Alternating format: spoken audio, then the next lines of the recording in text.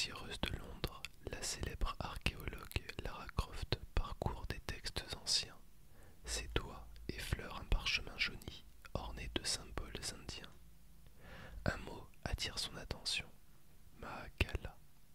Elle lit, captivée. Ce dieu du temps et de la destruction, autrefois craint et respecté, a été enfermé par d'anciens moines pour empêcher la fin des cycles de la vie et de la mort. Pourtant, de récents tremblements de terre et une mystérieuse secte, les enfants du cycle, menacent de réveiller cette entité dangereuse. Lara ressent une poussée d'adrénaline. Si Mahakala venait à se réveiller, le monde sombrerait dans le chaos. Elle sait qu'elle doit partir en Inde pour sécuriser le sceau du dieu avant qu'il ne soit trop tard. Armée de son courage et de son instinct, elle embarque pour une aventure qui changera le cours de l'histoire. Après des jours de voyage, Lara atteint un petit village en bordure de la jungle indienne. L'endroit est empreint d'un mysticisme presque palpable. Les habitants lui parlent de visions cauchemardesques et de statues de pierre qui, à la tombée de la nuit, semblent s'animer. Intriguée, Lara interroge un ancien du village qui lui raconte la légende de Mahakala et du lac du temps. Un lac sacré qui révélerait l'entrée de la caverne de Kaal. Guidée par les indications de l'ancien, Lara se dirige vers le lac, situé en pleine jungle. À la lumière du crépuscule, la surface de l'eau semble danser et luiser étrangement. Comme le lui a expliqué l'ancien, elle murmure une prière antique. Lentement, l'eau se retire, dévoilant un passage souterrain. La caverne est étroite, sombre, mais Lara ne faiblit pas.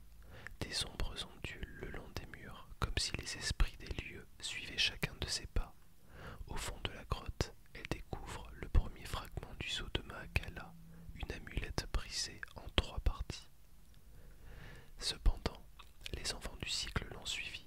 Une bataille éclate et Lara est confrontée à des combattants fanatiques, prêts à tout pour la stopper. Agile et expérimentée, elle esquive, elle frappe et elle s'échappe in extremis avec le premier fragment du sceau, bien décidée à poursuivre sa quête.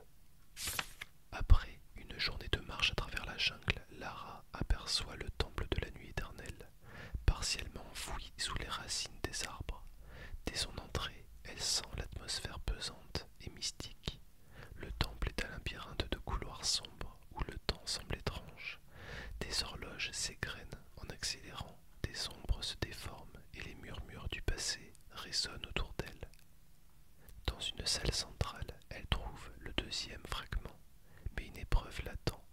Le sol s'effondre sous ses pieds, révélant une fosse remplie de statues vivantes. Elle doit se frayer un chemin à travers ces créatures et évitant leur assaut pour atteindre la sortie.